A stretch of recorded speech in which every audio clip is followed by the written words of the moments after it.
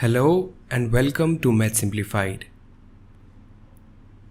In this video, we will talk about the polymerase chain reaction. In simple words, polymerase chain reaction or PCR is a technique that is used to make several copies of a small fragment of DNA or RNA. If we understand the meaning of the words in PCR, we can better tell about this process from its name itself. PCR is made up of two words, polymerase and chain reaction. Polymerase means an enzyme that makes polymers of any other molecule, which in this technique is the DNA. Chain reaction is a type of chemical reaction which progresses in an exponential way.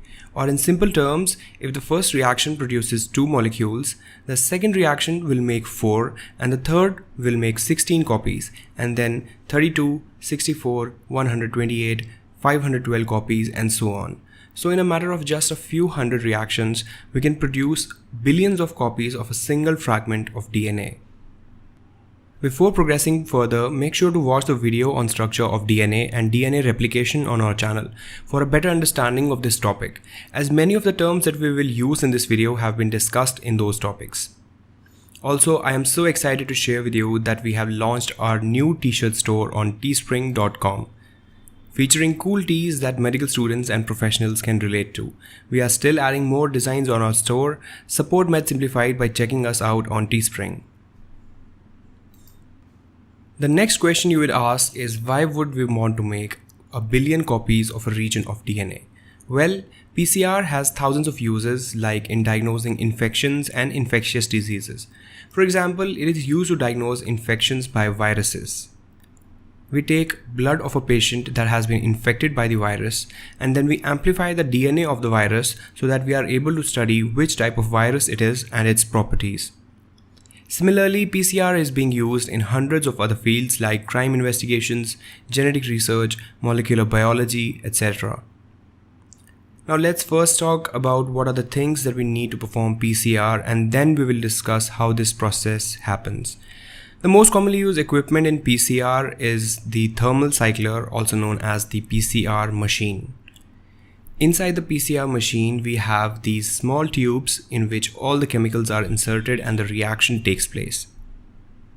Now let's look at the stuff that we put inside these tubes that makes this reaction possible.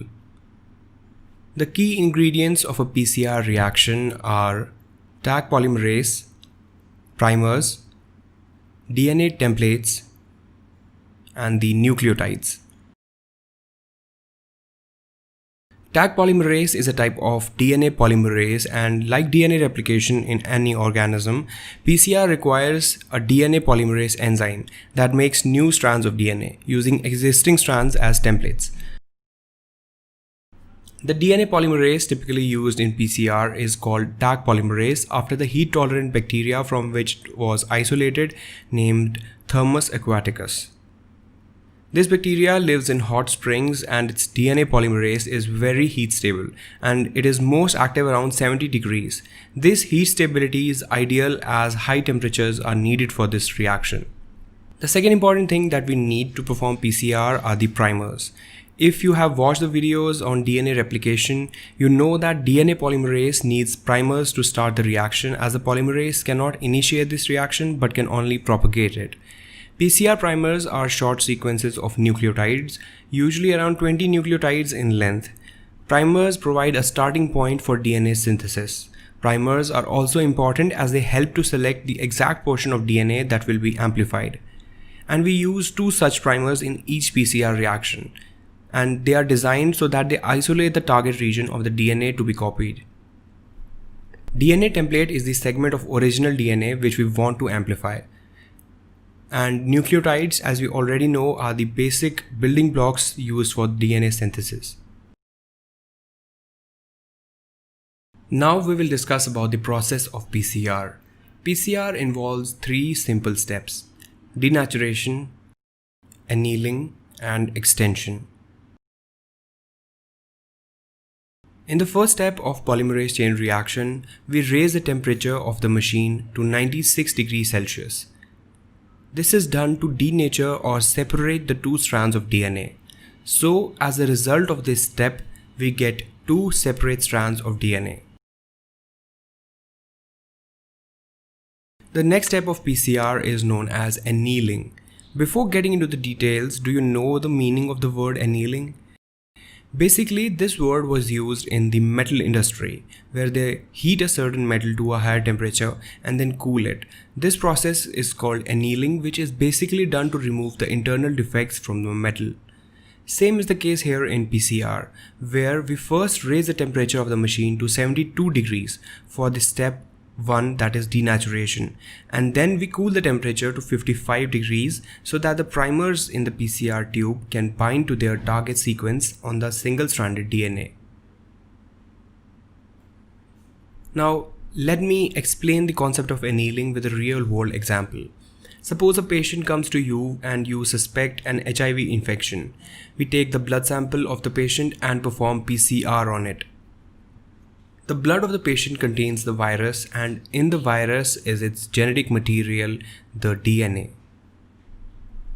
So our aim here is to confirm whether the patient has the infection or not. But the DNA of the virus in our sample is a very little quantity, so you can say that we need to amplify the DNA of the virus to detect it. So we perform the first step of PCR, that is denaturation, to separate the two strands of the DNA. This is the denatured DNA of the virus in our sample, and in green we have a specific sequence or gene that we have decided to amplify and detect later. Next comes annealing and the role of primers. We will use two primers which are basically used to mark the specific area of the DNA that we want to amplify. The primers have the sequence that matches the sequence which is present at the starting point of the target region of these two strands of DNA. The primers bind to the template DNA by complementary base pairing. In this way, we are able to select a particular region of the DNA that we want to amplify. So this was annealing. Next comes the third step, known as extension. For this, we also require free nucleotides in these test tubes, which will be basically used to make the new DNA. Again, we have a detailed video about the structure of nucleotides on our channel, and link is in the description. For extension, we increase the temperature again to 72 degrees so that the Taq polymerase extends the primers, synthesizing new strands of DNA. Here you can see the Taq polymerase adding new nucleotides to the short sequence of the primer to form new strands of DNA, which is complementary to the original strand. These ingredients are assembled in a tube along with cofactors needed by the enzyme and are put through repeated cycles of heating and cooling that allows new DNA to be synthesized. So what was the result of this single cycle of heating and cooling and then heating again? You can see that from one DNA fragment we got two new double-stranded DNAs. One is the original parent DNA and the other one is a new DNA formed by the Taq polymerase. These steps are repeated again, and this is what that makes the PCR a chain reaction. Basically, the products of the first reaction are used as the substrates for the next reaction. Now when we cool down the temperature to 55 degrees for annealing, we will get 4 single-stranded DNAs now. The Taq polymerase comes in for extension, and this time it leads to synthesis of 4 new single-stranded DNAs because the substrates for the enzyme are also double now. So from the second cycle of the PCR we get 1, 2, 3, 4, 5, 6, 7 and 8 new strands of DNA. These steps are repeated again and again, and this is what that makes the PCR a chain reaction. To summarize, basically the products of the first reaction are used as the substrate for the next reaction, which means that if in the first reaction we got 2 DNA out of 1, in the second reaction we will get 4 DNAs out of 2, and in the third reaction we will get 16 out of 4, and similarly by a few hundred reactions we are able to get billions of copies of the same fragment of DNA. This is repeated 25 to 30 times in a typical PCR reaction, not 100 times, which takes 2 to 4 hours depending upon the length of the DNA region being copied. Due to the exponential nature of the chain reaction, we are able to produce billions of copies of DNA fragment from only a single copy of the fragment. After this, the temperature is again lowered to 15 degrees so that the products of the reaction can be stored. To check whether the PCR has generated the correct products, we use a technique known as agarose gel electrophoresis, which is a topic for another video. So this is how the process of PCR takes place.